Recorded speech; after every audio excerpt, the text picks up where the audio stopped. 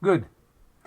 Okay, and now I am going to start on this same screen, so I hope this will be now copied. We will use this. Okay, and this is my table and my stuff. Good. So today we are going to go into sound waves. I don't know if you noticed yesterday I sent you the new version of the course with these pages translated. Did you get it? Yes, we did. Yes. Yeah. Okay, and you printed it. That's wonderful. Because this part of the class, usually in the program we don't get to that point. Okay, usually we hardly finish the lenses and then it's time for semester tests. This year I don't know why it went well, and so I can do things which I didn't do the previous years, but I never had to translate it, so I translated it yesterday. Okay, so let's look at sound waves. Today we will deal with sound waves. Next course we will look more in details into electromagnetic waves. And while I talk to you about sound waves, we are going to talk a bit about music too, which is quite interesting. Okay? So sound waves, I recall you, they are longitudinal pressure waves. Okay? Longitudinal pressure waves, what does that mean? Well, longitudinal pressure waves means the following. You have a speaker. Okay? Have you seen a speaker already? Have you taken apart a speaker? Yes. Yes, you say yes, but what about the others? Okay, how is a speaker made? Yes. Let me show you how a speaker is made. Okay, let's see an image of a speaker. Speaker. Okay. Okay, let's take this image, which is really the element of the speaker. What do you recognize on this element? You see my mouse, you see the hand on the right? Yes. Yes. Okay. Yes. So this part here is called the membrane.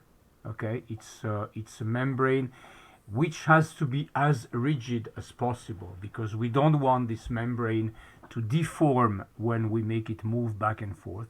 That's why it has a conical form, because the conical forms gives more rigidity than it was if it was flat.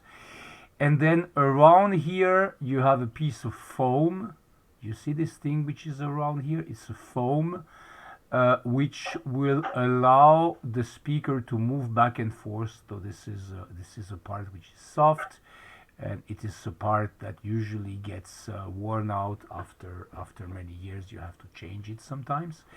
And then what do we have? You know what this big thing is here in the back? It's big black thing. No. Why? What could it be? It's a magnet, an aimant. It's a permanent magnet. It's not an electromagnet. It's a permanent magnet. Okay? And here you see that you have two cables going down. Okay, and actually these cables, they go from the frame of the speaker down into the back of this membrane here. Okay, and how is it made inside? It's made in the following way. Let me try not to confuse all these softwares. Okay, inside, what do we have? We have the frame of the speaker. This is the magnet, and inside this frame we have this cone. We have this part which is mobile. Here in the center there is some little bump to cover something, but actually here there is a cylindrical part, okay, which is able to move, and on this cylindrical part we have the electric wire which comes and goes around it, and it comes back. Okay, and these two wires, the two ends of this wire, they go to the amplifier. They go to pick the electric signal. Okay, what happens is that when you have a sound signal, it's no longer a continuous current, but it's a current that changes in direction and in intensity over time. So here you have positive volts and here you have negative volts. Okay, so the signal becomes positive, negative. When it's positive, it means the current is going in one direction. When it's negative, it means the current is going in the opposite direction. That's what we call an alternative current. It's not a continuous current. Okay, and now it turns out that there is a force which acts on a wire. If you have an electric wire with the current passing inside, and you have some magnetic field, well, let's imagine you have a magnetic field which is perpendicular to the wire, then you will have a force either in one direction, so towards me, or towards down.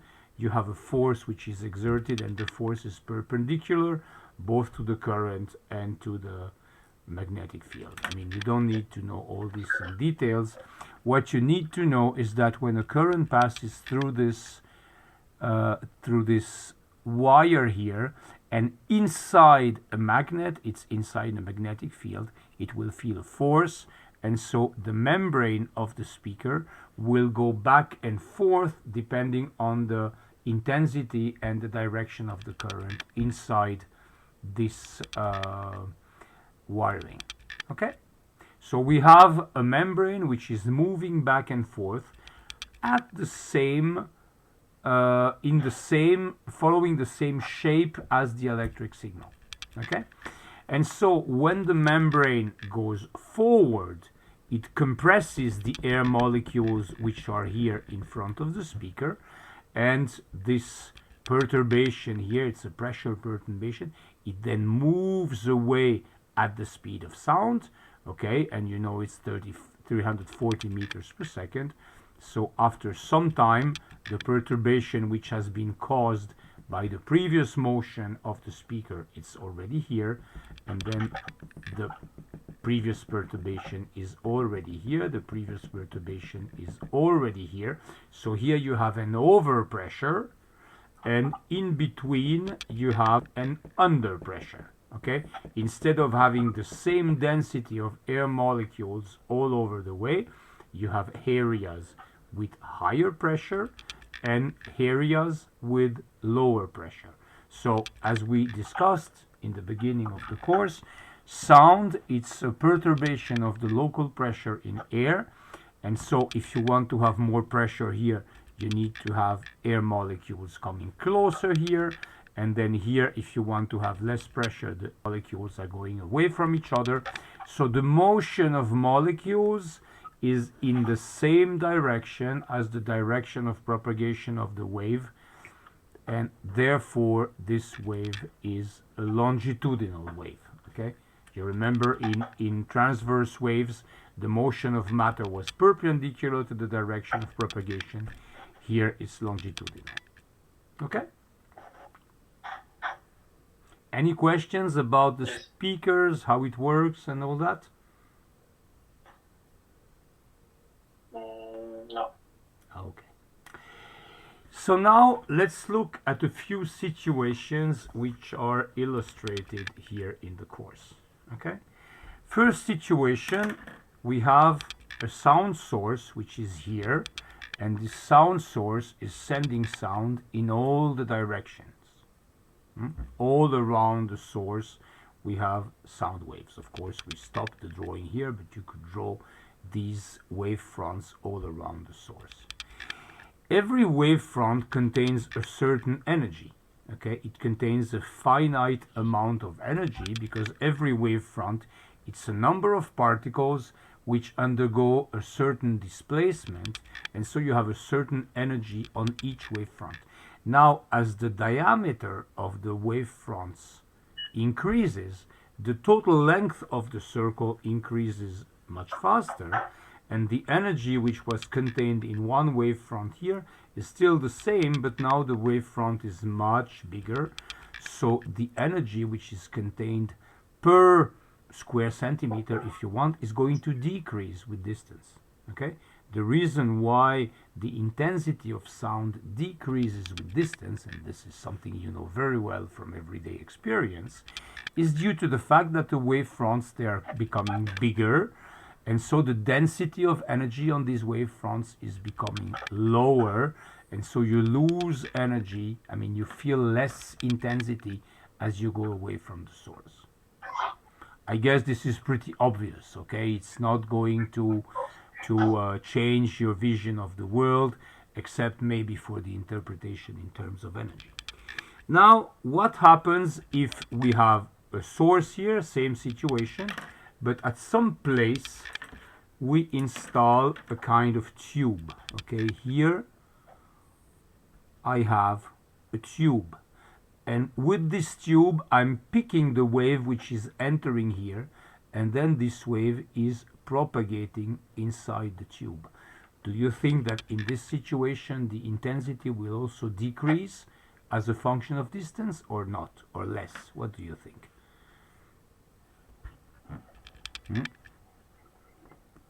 It will remain the same. It will remain the same, exactly, because the surface of the wavefront, once it enters the tube, if the tube has a constant diameter, the dimension of the wavefront will be the same.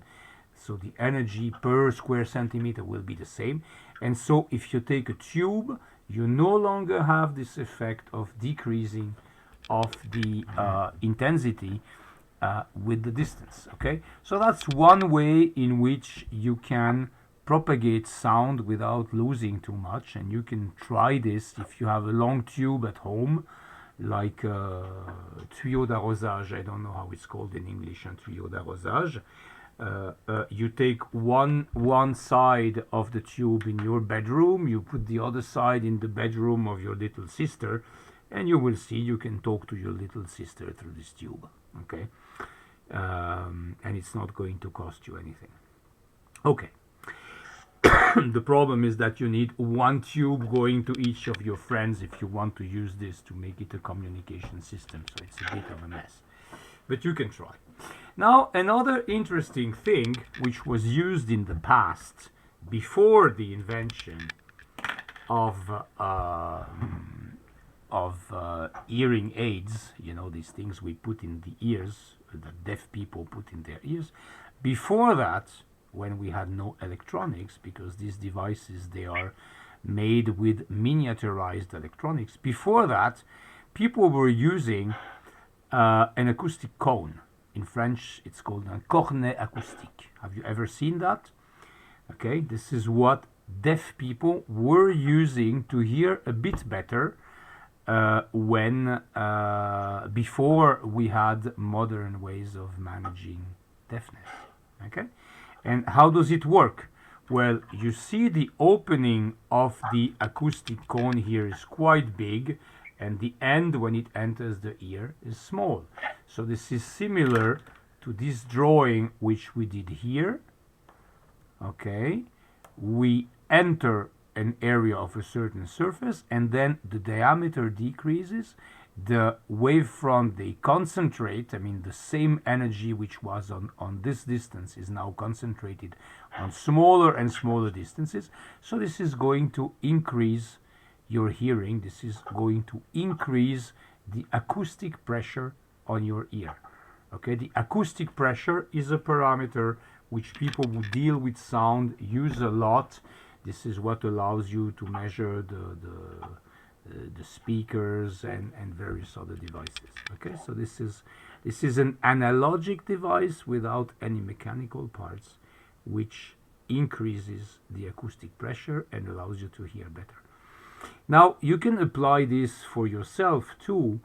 Let's say you are somewhere and you want to listen to a conversation which is far from you and you don't hear what they say. So you can use this principle to hear. Okay, and the idea is very simple.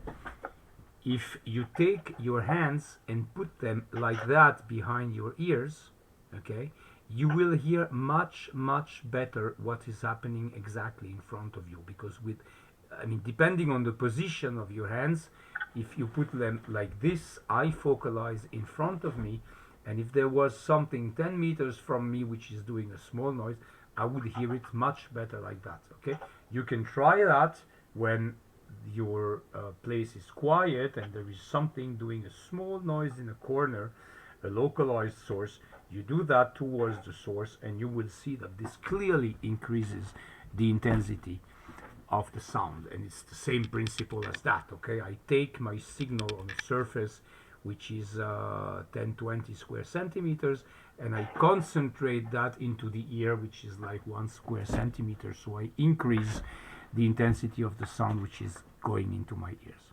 Okay, did you try that with your hands? Have you ever tried that before? Huh? Yes, I tried. You tried. Okay, well, That's try good, try it in a situation where there is no disturbing noise, and you will see. Okay, now musical sounds. So now I'm going to restart doing strange noises. I wanted to show you now a bit more about music. Okay, so here I have a generator. Okay, this is an online tone generator. You see here I can set the frequency, okay, and here I can play my signal. So if we want to do music, one of the basic things we have to know is the La. Okay, the La has been defined as the reference for notes, and the La has a frequency of 440 hertz, and it sounds like this. Okay, this is a La. Now I don't hear. you don't hear. No, can you repeat? This is my maximum. You don't hear? Ah, yes, a little bit. Barely. Ah, you don't hear well. Well, listen, let's do it like this. I cannot go now look for speakers. It's going to be a mess.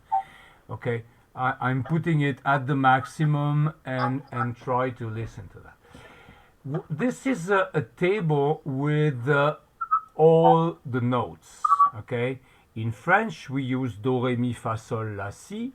But in English-speaking countries, they don't use do, re, mi, fa, sol. They use C, D, E, F, G, A, and B.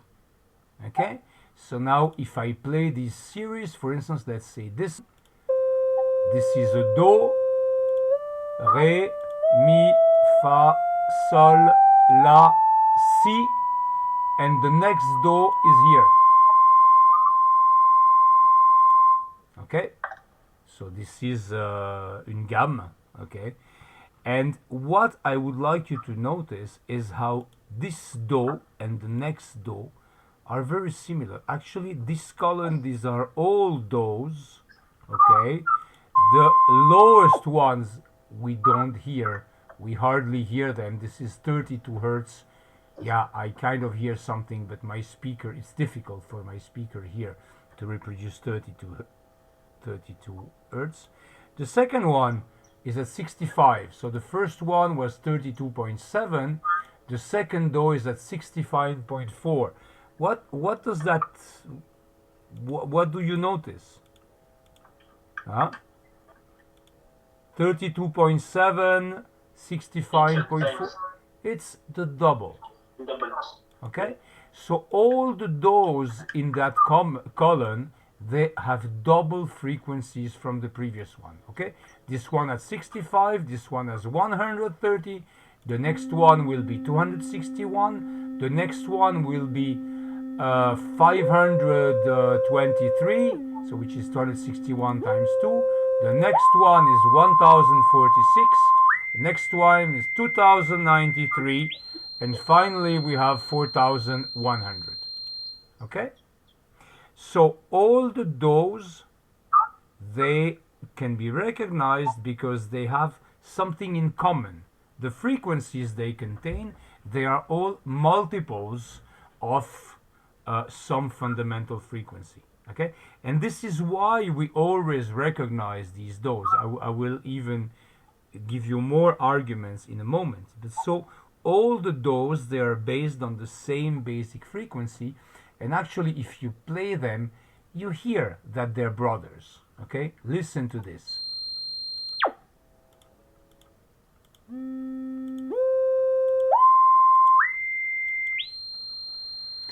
Don't you have the impression that it's always the same note, even though it's a bit higher? Okay, it has kind of the same voice. This is because it contains basically the same frequencies. Okay, now this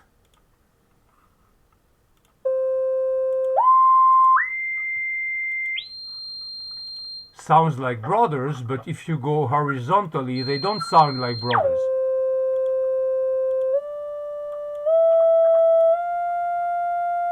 Okay, horizontally. Sir, Yeah, tell me. can you go slower when you put the notes?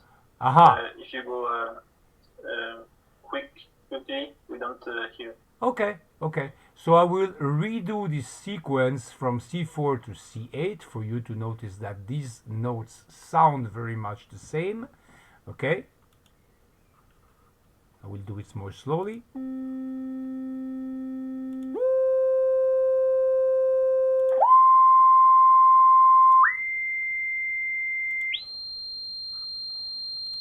Okay, these notes, they all sound similar.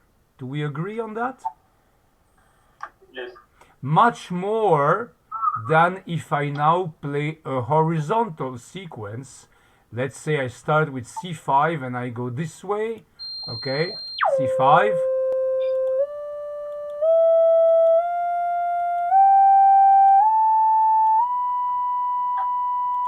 Okay, these are clearly different notes. Okay, but vertically, the notes that you can hear, they all sound the same.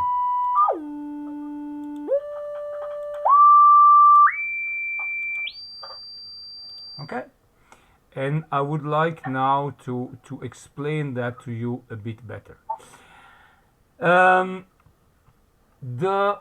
The notes which go from one do to the next do, or one ré to the next ré, or one mi to the next mi, this is called one octave, une octave en français. Okay, so une octave, do ré mi fa sol la si do, corresponds to doubling the frequency.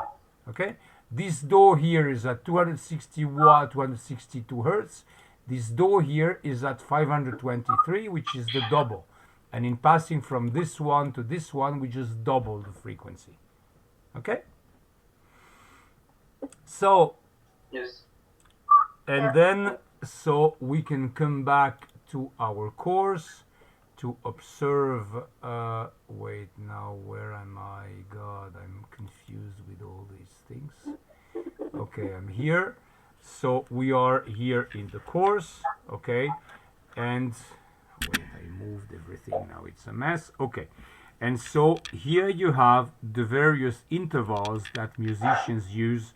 So I'm not going to go into all the details because I'm not a musician and I don't want to say stupid things, okay, but the octave corresponds to doubling the frequency from one do to the next do.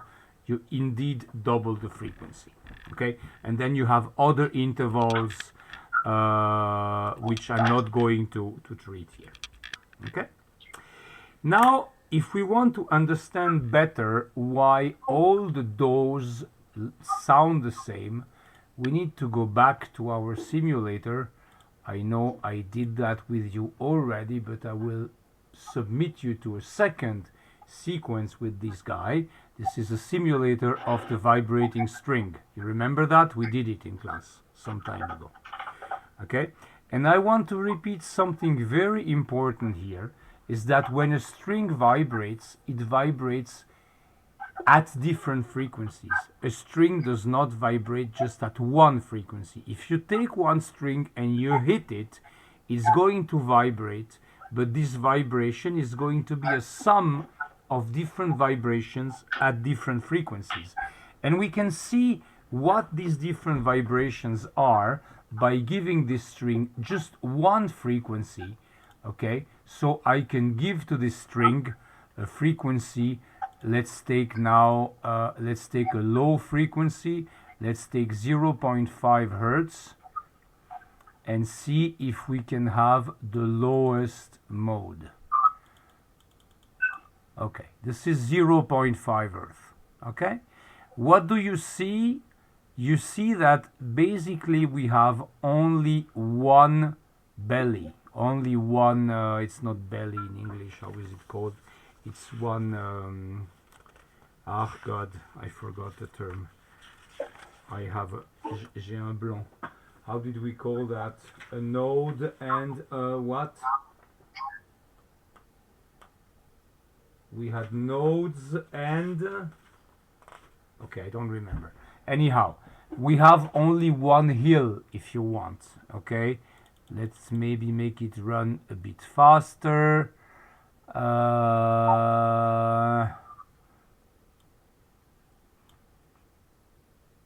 Okay, you see here you have just one either maximum or one minimum at a time. So if I ask you now to tell me what the wavelength of this oscillation is, what would you say? What is the wavelength of that in terms of the length of the string? You remember we did this work with strings some time ago. We had a string. We had a string, and this string was attached at both ends. Okay, it had a certain length L, and we looked at the different ways in which it can vibrate. So one way in which it can vibrate, this is called the fundamental frequency, the fundamental mode is this. Okay, the string, now I'm drawing the positions of the string at different moments in time. The string does that, so it goes up, and then once it's up, it comes down, and it goes to the other side, and so you get this drawing which looks a bit like an onion. It's not an onion, it's just a representation of the positions of the string at different points in time. Okay, but of course the string takes only one of these positions at a time. Okay, and I asked you what is the wavelength of this wave here. So the definition of the wavelength is the distance it takes for you to have one complete oscillation. Okay, so now that I recalled you that, can you tell me what wavelength corresponds to that wave? Hello, hello? 1. Ah? 2L. 2L. Why 2L? Because if you take the string in one of its position, let's say this one, okay, if you want to have a complete cycle, you cannot have only the maximum, you need also to have the minimum, and so the wavelength is the distance it takes to develop the complete wave, the complete cycle. So this wavelength is equal to 2L, okay? And this mode of vibration is called the fundamental mode of vibration. It's the fundamental, okay? This is the lowest sound you can produce with a wave of that length. It's the lowest sound, okay?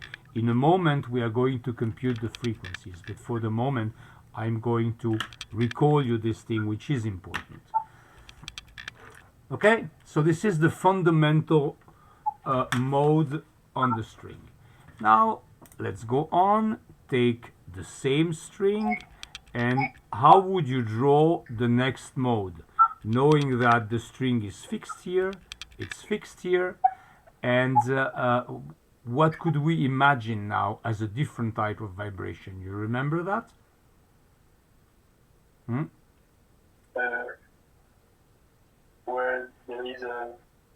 Where there are two hills. Yeah. So we have a node in the middle, the node doesn't move, and the string oscillates like this, and then it goes like this, and then it goes like this, but then it comes down and goes like this, it goes like this, it goes like this, and the quality of this kind of drawing depends on how much coffee you drank before doing it. Okay, so now what is the wavelength for this second mode? What is the wavelength? It's L, right? Because now you have a full oscillation over the length of the string. Okay, and then the next mode is going to be with three hills. Okay, so you're going to have two nodes, and it's going to be something like this. Okay, which I draw like this to make it faster, otherwise it's complicated. But the string itself takes up one of these positions, for instance this one. Okay, so now the wavelength is this, and this is just 2/3 of the length L. Okay, and then in the next mode you have, of course, 1, 2, 3 nodes, and so you have now your 3 bellies like that. Okay, your 4 bellies like that. Okay, and here you have a wavelength lambda which is equal to L over 2, etc., etc., and the string can be, for instance, in that position. Okay, of course the vertical motion of the string is vastly exaggerated so that you see, okay, a normal string doesn't move away from its equilibrium position so much, but the drawings are a bit exaggerated. Yes, did you ask something? Did you ask something? Did somebody ask a question? No. Okay. Okay, so now I would like to simulate these modes on our simulator, which was here. Okay, and so here I am trying to simulate, but it's not, I don't know what the correct frequency is. Let me go without any damping and see. Okay, this is not bad. This is not bad. Let me put a lower amplitude. You see here I have caught pretty well my fundamental mode. Okay, the first one I drew, you see that the string is vibrating. The whole of the string is either up or down. Okay, and it's vibrating. Maybe I should add a bit of amplitude because this poor guy is dying off. Okay, so here I have my fundamental mode, and this fundamental mode corresponds to a frequency of 0.49 Hertz. Of course, this has nothing to do with music, because 0.49 Hertz, nobody can hear it. Our ears, they cannot hear it. We can hear starting from 20 Hertz if we have good ears. Okay, but this is an illustration of a rope, and you can see very well that the frequency is 0.5 Hertz, because indeed it takes about 2 seconds for the full cycle to be completed. Okay, now if I want to get, wait, let me put a bit more amplitude. The amplitude doesn't change anything to the frequency. Okay, now it's a bit better. Okay, now you see this is the fundamental mode. It has a frequency of 0.49 hertz. Now, what if I double this frequency? Okay, how can I make it so that I have two maxima, one maximum and one minimum on the distance? Well, I will double the frequency. So 0.49 by 2 is 0.98. So let's try to go to 0.98. Okay, and here you see it's not exact. Maybe I'm not exactly at the right frequency, but it's not bad. Here we have the oscillation that we drew a moment ago, which gives you one full oscillation over the length of the string. Do we agree with that? And we have an area at the center of the string which is almost not moving, not oscillating. Okay, it's around here. You agree with that? Hello. Yes. Okay, so here we have our first harmonic, and what do you notice? You notice that the first harmonic has exactly the double frequency from the fundamental frequency. Okay, now you can keep in the back of your mind these does which all sounded the same, and they keep that in mind. We will see it later. Okay, okay, let's go to the next mode. 0.49 times 3 is 1.47. Okay, so let's go now to the 1.47 frequency. Okay, now you see it even a bit better here. Okay, we have a mode in which we have two nodes and three bellies. Okay, and this corresponds to 3 times the fundamental frequency. Okay, so what I want to explain you with this is that the fundamental mode has the lowest frequency, and the other modes, they have higher frequency. Twice the fundamental frequency, 3 times the fundamental, 4 times the fundamental, 5 times the fundamental, etc. Okay?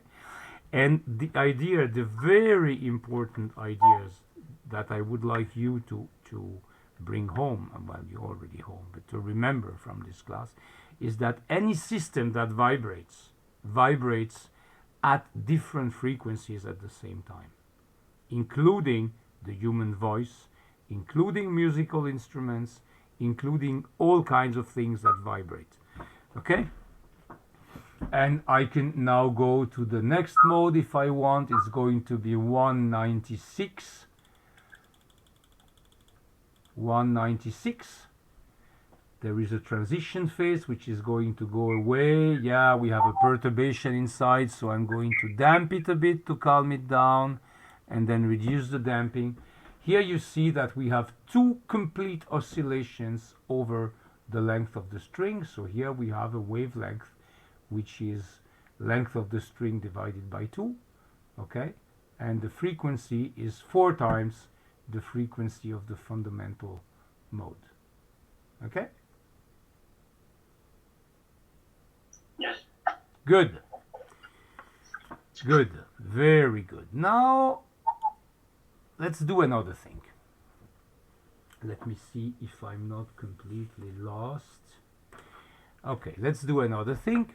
Let's use this software which I found. So this is a software that allows you to analyze sound. This is now working in real time. What you see displayed is the signal due to my voice. Okay? So on the upper screen, you have the signal itself. Okay, this is the signal. This is analogous to the vibrations of the speaker. This is analogous to the current you would send to a speaker. And I can stop talking and produce a sound, for instance. Let me sing a note.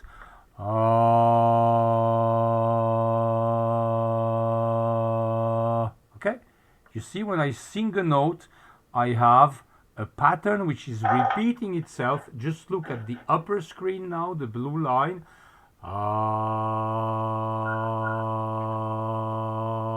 You see that basically I have the same drawing which is repeating itself. I'm going to do it now once again, but I'm going to freeze the screen and record it. So let me do that. Let me open the software, then I sing, and then I stop it.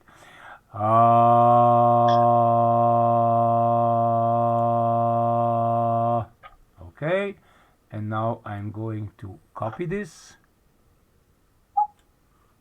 I'm going to copy this, and we can look at it. You see the signals now? It's okay? Can you see? Okay. The point is my mouse is no longer visible on that. Yeah. Oh, yes, I can draw with my mouse. Oh, yes, this is so nice. Okay, so you see here we have a signal, and this signal has different characteristics. You see that here we have an interval which repeats itself, okay? From between these 2 points we have a certain time, and then we have the same time up to here, same time up to here, same time up to here, same time up to here, okay? This is my fundamental frequency, because when I'm singing, my vocal cords, they are vibrating, and my vocal cords, they are similar to a string. They don't vibrate just at one frequency. They vibrate at many frequencies simultaneously, okay? So this is the basic frequency, and we can try to find out what it is, this basic frequency, but for that we should be able to read the time scale in a precise fashion. It's not so obvious. I cannot even read because it's so far from me, so let me take it closer. 85060. I have no idea what these units are. They say seconds. Aha. Okay. They say seconds. So let's see. You see, if you go to the left of the diagrams, you have 85063.2. You see it? Here. Well, here, I cannot show you. Oh God, where the hell is my mouse? Okay. Here you have 85063.3. This is the start of it because the previous one is 0.2. And it passes to 0.4 here. Okay. So this from here to here, it's how much time? If the scale is in seconds. And the scale is in seconds because it says here. Okay? How much time do we have between these 2 points?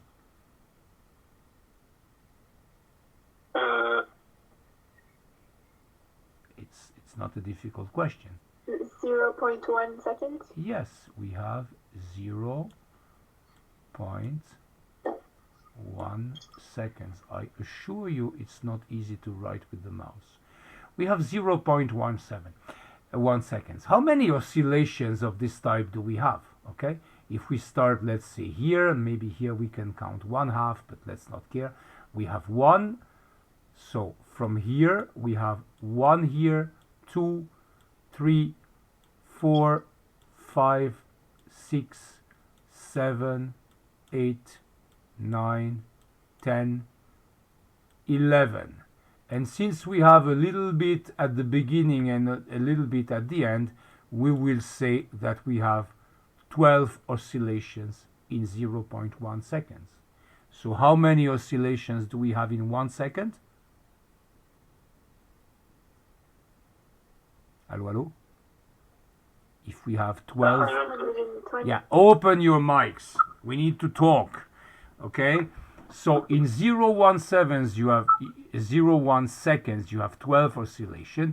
So it's pretty obvious that in 1 second you have 120 oscillation. So the signal of the fundamental frequency has, the fundamental frequency is 120 hertz. Okay? You remember how I was singing? Oh, okay. And now if I go there, if I go to my, oh God, where is it, the software? If I go here on my tone generator and I look for 100, how much did I say? 120, I said. So it must be, Yes. it must be this one. Now it doesn't work. My speaker no longer works for some reason. Listen, I don't care. I don't want to spend 5 minutes fixing the Windows sound manager, okay? But this was pretty much the frequency I was using. So let's go back now to this, okay? So the basic frequency is 120 hertz. Okay, now what else do I have in one signal? You see that if I take one signal, it starts here, goes up, comes down, goes up, comes down, goes up, comes down, goes up, comes down, goes up, comes down. So within this signal, sorry I messed it up, but it's not easy. Within this signal, I have another signal which is embedded, which is at a higher frequency, because if I measure the distance between these successive peaks, this distance is about half the distance we have between the major peaks. And if the distance is half, is the wavelength is half, this means the frequency is double. Okay, so here you can see them, these vibrations at a higher frequency. They come on top of the fundamental oscillation at 120 hertz. So here you have 240 hertz and you have other frequencies, but it's complicated to do things like that. You usually don't look at an audio signal but with your eyes, but we have tools to analyze. And one of the tools we have to analyze, it's one of the most useful tools, it's called the fast Fourier transform. Okay, this is something, I don't think you do that in math in the college. The Fourier analysis is the chapter of mathematics which deals with connecting frequencies and which allows to extract the frequencies from a signal. Okay, on the blue window on top you see the signal. This is exactly the electrical signal corresponding to what I'm saying. But the window below, this is the fast Fourier transform. The fast Fourier transform is a numerical implementation of the Fourier transform, and this gives you the frequency. Okay, you see you have a horizontal axis here which says 2000, 4000, 6000, 8000, 10,000. These are frequencies in hertz. Okay, and here on the vertical scale this is the intensity. And watch now what happens when I sing a note, when I hold a note. Watch the red curve.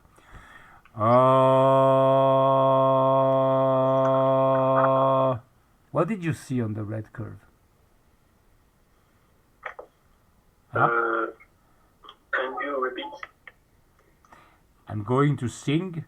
You have the signal, the audio signal on the blue window on top, and on the red window you have the intensities as a function of frequency. And now I will sing, and I would like you to look at the red graph and tell me what you see. Did you understand? Yes. Okay, I'm going to sing now.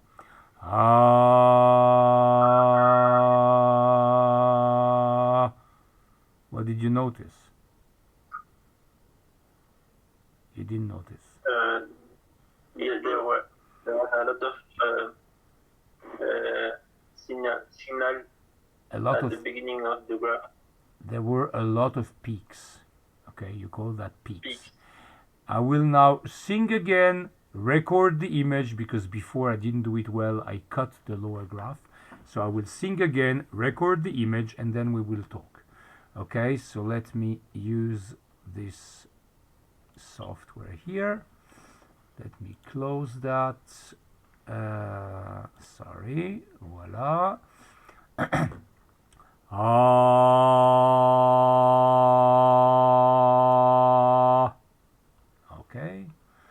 And now I'm going to take everything here. Okay. And this is what you saw. Of course, it moves when I speak. Okay. You see that in the blue line you have a regular pattern which repeats itself 120 times per second, plus we have smaller patterns here which repeat itself more often. And this is perfectly in agreement with what you have down here. You see that here I have my first peak, which means I have a lot of intensity here. And this intensity, I have it for a certain frequency, which here it's not written because the scale is not there, but this is the frequency of 120 Hertz. This is my fundamental frequency. Okay? But you see that next to this peak, there is another one. And this other one has the same spacing with the first one than the first one with the 0. So this peak here is at 240 Hertz. Okay?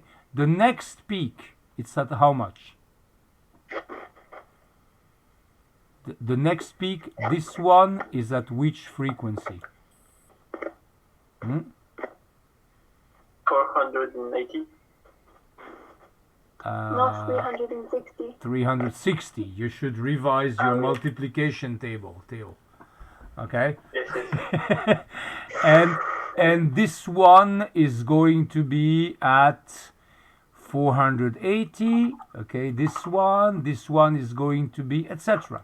And every time you add 120, you see that these peaks, they are all spaced in the same way. And there is one thing which you see which is quite amazing, is that my most intense peak in my voice, which is specific to me, we will do it with one of you now. With my voice, I have a peak, this one, which is much bigger than the other ones. Okay? So my voice, even if I sing at 120 Hertz, it contains 240, it contains a bit of 360, it contains 480, it contains almost nothing of that, and then here it contains, how much is it? 1, 2, 3, 4, 5, 6, 7. 7 times 12, 84. It contains a very strong signal at 840 Hertz. Okay? And this is what makes my voice different from yours, because I have this resonance at 840, which maybe you will have in a different place. Okay? This is what makes every voice different, and this is what characterizes the timbre of the voice, le timbre d'une voix. Okay? Le timbre d'une voix, c'est l'association de toutes les harmoniques qui sont contenues dans cette voix. And this is what allows you to make the difference between the voice of somebody and the voice of somebody else. Okay? And I find this very beautiful because, you know, the way in which systems vibrate, it gives a richness to sound and to instruments and to human voice, which we don't have in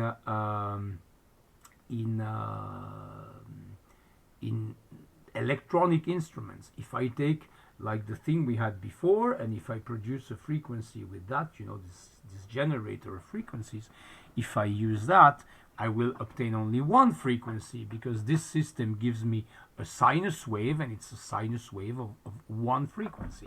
Okay, but with the human voice, I cannot do just one frequency. It's impossible. Okay, and this is why a human voice is considered to be warm, while an electronic signal is considered to be very cold, because it doesn't contain all this coloration due to the higher harmonics. Okay? Does one of you want to try? He will need to scream into the microphone and I will record. Huh? Who wants to try? I would like to show how a different voice can look. Okay? So who is online with the microphone? Me. Leo. No, Okay. Remy. He is a musician. Remy. Remy is a musician. Okay, Remy. Yeah. Sing. Let's see how it works first. Sing a Allez, note. Remy. Hello. Sing a note. E. Okay. I had the impression that your throat is a bit stressed. You didn't really open it. Try it again Yes. and try to let it go. Okay? No, Leo is better. Yeah, well, No, I we think we you're can better, try also Remy. with Leo. I don't care. Let me just Yes. prepare myself to record. Okay, try. Vas-y. Sing. Allez, Remy. Allez.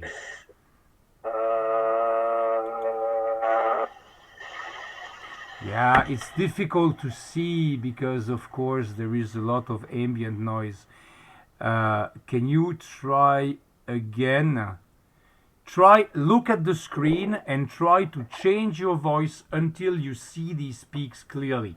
Try it.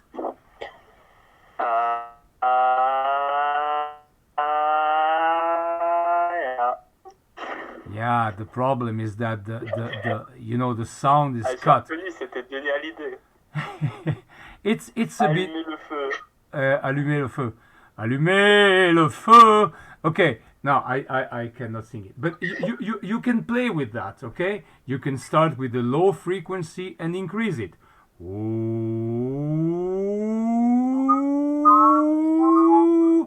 You see the peaks moving to the right.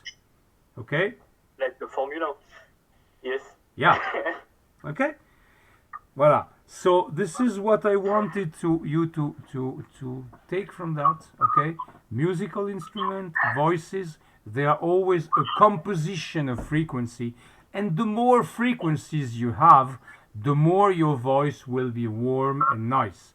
Now, if you have a voice in which you have more lower frequencies, lower modes, if you are an opera singer, let's say, people will say that your voice is more dramatic, and if you have more high modes, then people will say your voice is more light or playful or whatever.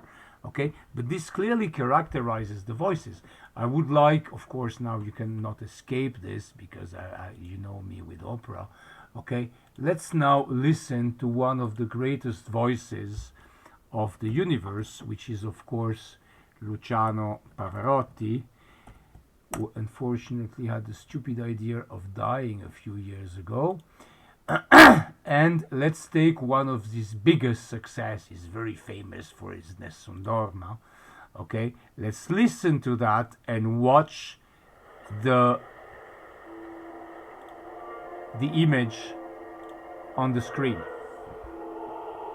And I would like you to notice, not during the music, because during the music there's too many things to notice, but when he sings, try to see these peaks in his voice. It's going to start in a minute.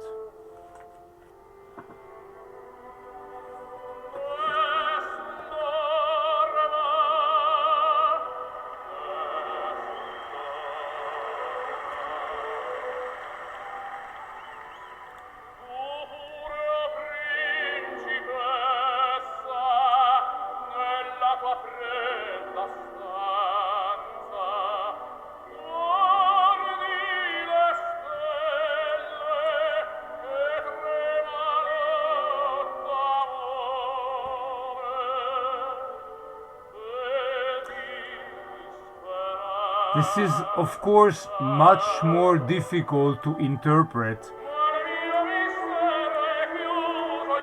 This is, of course, much more difficult to interpret than when I sing alone, because there is all the orchestra behind. Okay, but if you take a look at the image that I took, well, you kind of see these peaks. It's not so obvious, but they are here.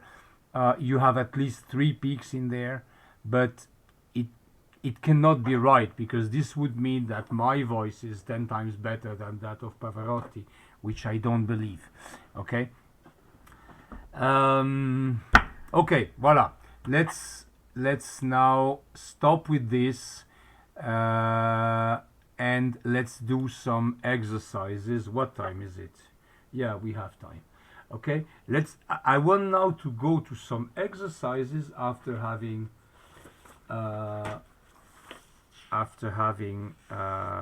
softened your brains with this stuff.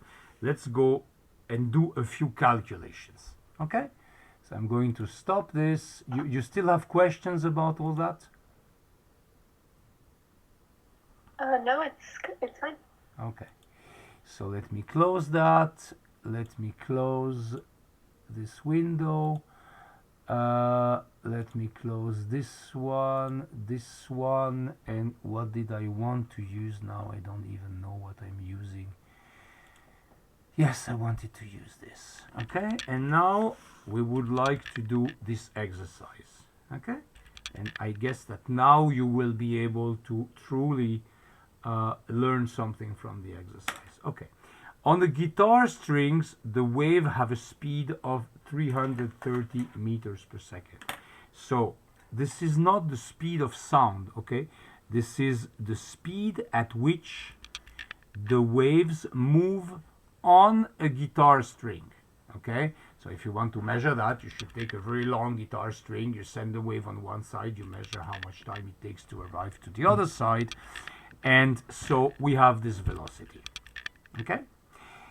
The string is 50 centimeters long, okay? The string is 50 centimeters long. And now the question is, what note does this rope produce? Aha. How can you compute that? What is the equation you would like to use to compute the note produced by this rope? There is one equation we saw. We didn't see many equations for waves. Of course, you can do everything with equations, but it's quite rapidly becoming complicated. So in this course, we don't do so many equations, but we saw one, which I would like you to remember. You know which one I mean? No? Yes, I know which one you mean, but I don't remember it. You don't remember it, but you remember how you define velocity, right? You remember that velocity is distance over time.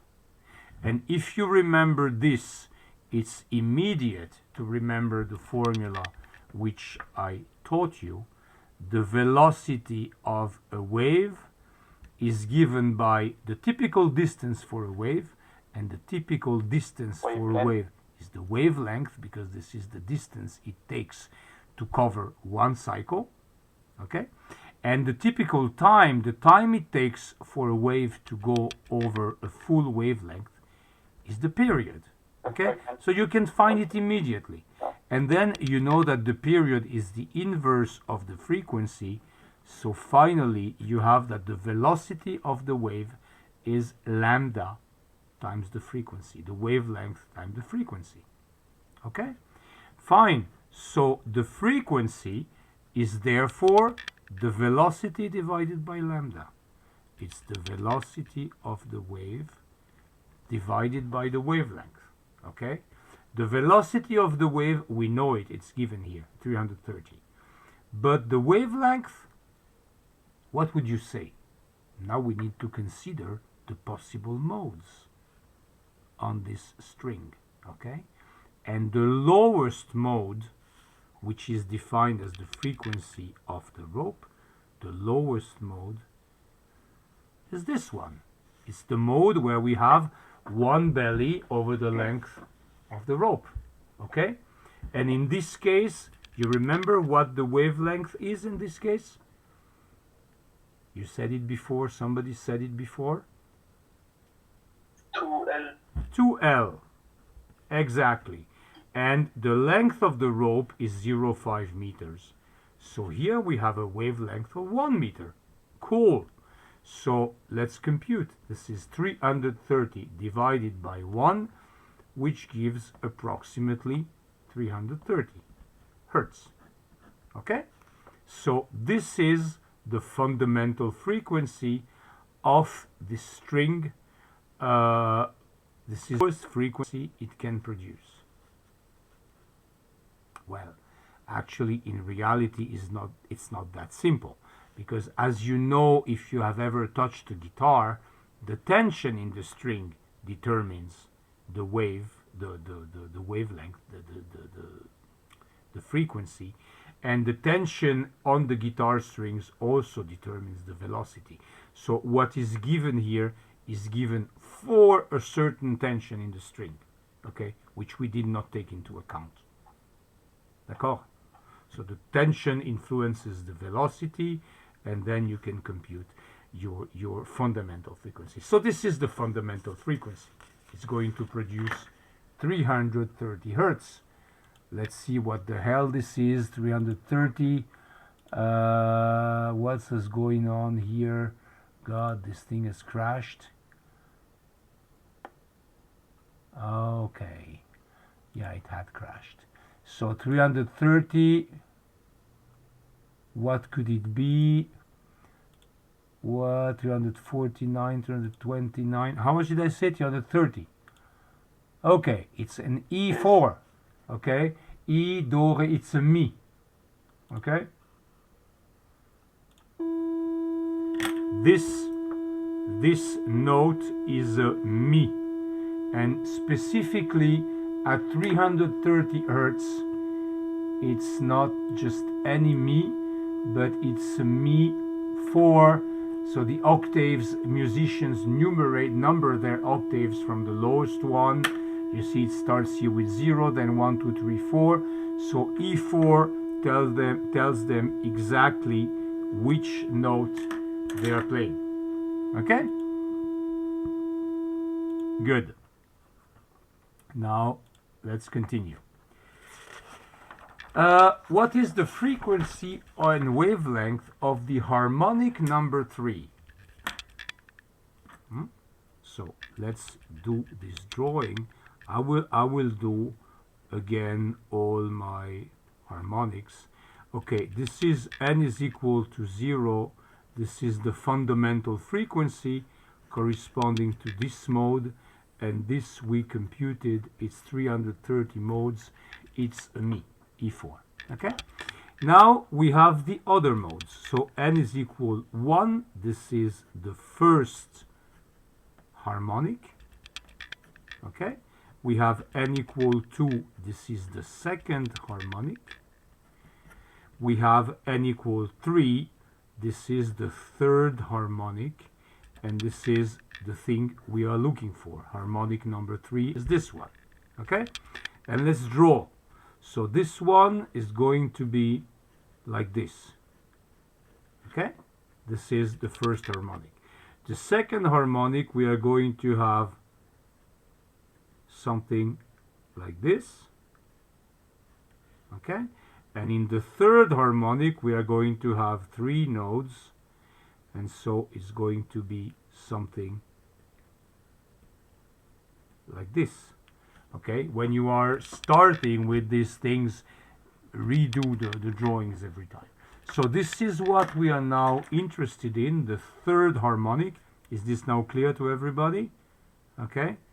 The third harmonic, you see that one complete oscillation takes half the length of the string. So here we have that the wavelength is the length of the string divided by 2. Okay?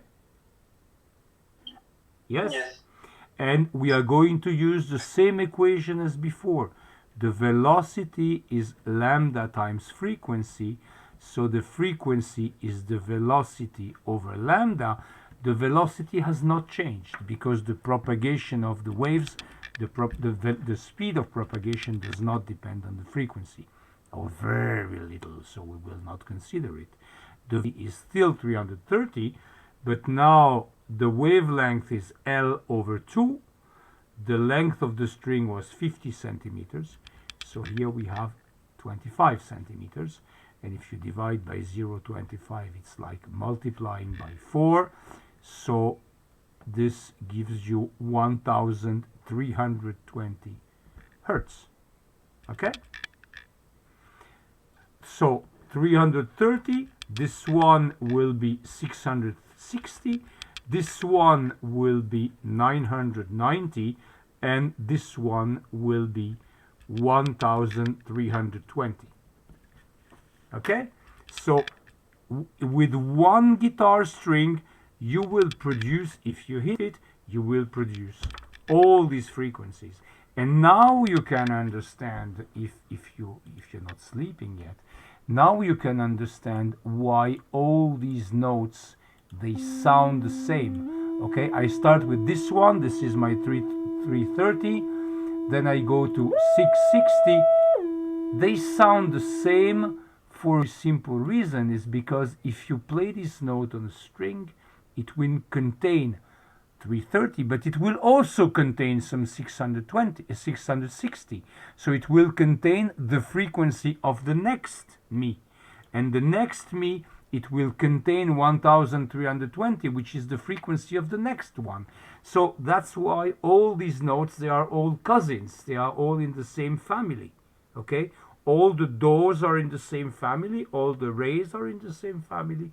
All the me's are in the same family, etc., etc., because they share some frequencies with themselves, between themselves. Yes? Are you fascinated? Yes. Are you fascinated? You should Yes, be. You should yes. be. You should be. You know, so there are people who say, yeah, I listen to music, I don't need to understand why it's beautiful. But there are reasons why music is beautiful, why a human voice is beautiful when it sings. There are reasons, and the reasons are as beautiful as the music, in my opinion. Okay? Good. Yes. Now let's do C and D, and then I will let you play with your PlayStation. Oh, you don't play PlayStation. Leo plays. Sorry? You don't play. Leo plays. Leo plays. Leo. Uh-huh. Yeah. Yes, of course. Yeah, I'm not a Yeah, player. he's a gamer. Yes. Okay. Now let's continue with our study of the guitar. Okay? A guitar is made how? It's made like this. Basically. Okay? And here this is a bit thicker. My drawing is shit. Okay, no, it should come here. Voilà. Okay. Okay. And here you have, of course, the strings. Okay? So we have different parts in a guitar, but the strings, they are here, you know where they are. Here you have the devices to change the tension in the strings, and by changing the tension you change the notes. Okay? But then here on the guitar you have what is called the frets. Okay? It writes frets.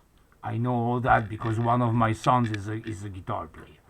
Well, he's actually a professional musician. And if you want to play a higher note, what do? You press on the rope at a certain place. But now, if you look at this from the side, okay, you have the strings, which are here, and the frets, they are coming out a bit. I'm exaggerating, okay, but these are metallic pieces which are, sorry. My drawing is very wrong because the frets, they don't touch the string. I'm sorry. If the frets touch the string, you cannot play. So you have the frets which are here, okay, and your strings, they pass above the frets, they don't touch them, okay. But if you want to play a specific note, let's say, for instance, you will put your finger, let's say here, okay, let's assume you put your finger here, what happens? The string will go down here and it will stop at the level of this fret, okay? So it will make the string shorter so that you can produce a higher note. Okay, this is what guitarists do with their left hand when they play. They press on the ropes to make them shorter, and there are these frets so that the end of the rope is on something hard, because if it would hold only on your finger, maybe your finger would introduce some damping, so it would not sound as good. Well, there are also fretless guitars, so this is now too technical for me. Okay, but with the frets you make the ropes shorter. Okay, and now the question is, how many centimeters from the end of the handle, so which distance here should you choose, of the rope should you lay your finger for this rope to produce a C5? Okay, a C5 has a frequency of 523 Hertz. And I remember you that this rope, it's always the same rope, this rope was playing our E4, our Mi, at 330 Hertz. How could we compute that? This we know it's given by a string of 50 centimeter length. Okay, and we know the velocity of the wave inside the string. So we still have the equation velocity is equal to wavelength time frequency. So how do we do that now? Or you are tired, you want me to do it?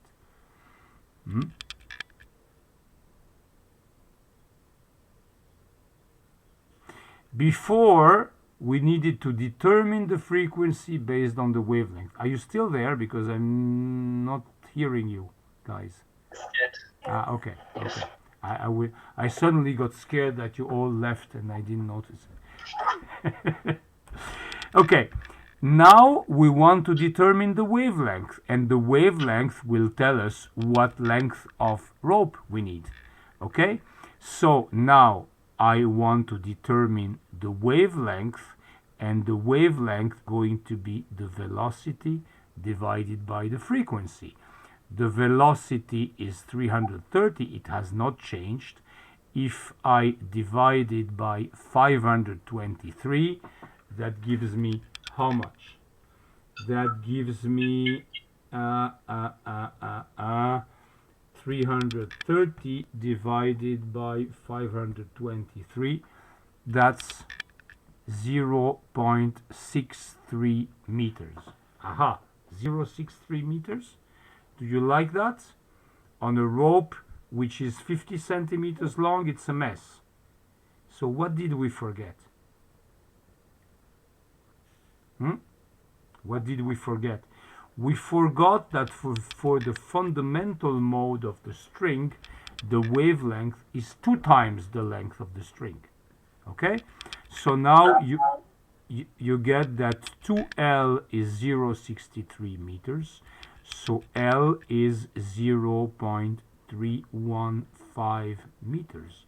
If you want to produce this higher note, you need to make your string shorter, and you need to make it shorter by how much? Well, it's 50 centimeters minus 31.5, which is 18.5 centimeters. So this is the answer to the exercise. You need to move your hand. You need to move your hand down on the handle by 18.5 centimeters. Okay, this distance. Okay, ça marche? Ça marche. Okay, I don't want to do the next one because it's a bit misleading. Okay, just remember these things about ropes and about harmonics, and maybe it will help you to understand things in your future life. Okay, I will stop here. Next week we are going to do electromagnetic waves in the same way. It's not very mathematical. We are going to talk about the eyes, about cool and warm LEDs and stuff like that. It's going to be a lot of fun. So see you next week, unless you have questions or something. It's fine. It's fine. Okay. I videotaped all this It includes all the demos, etc., because I really filmed the screen this time. I will put it online. If you want to watch it again, you can at any moment. Okay? Yeah. Okay, thank you. Okay. Thank you. Bye-bye. Have a good evening. Bye-bye. Goodbye. Bye-bye. Yes.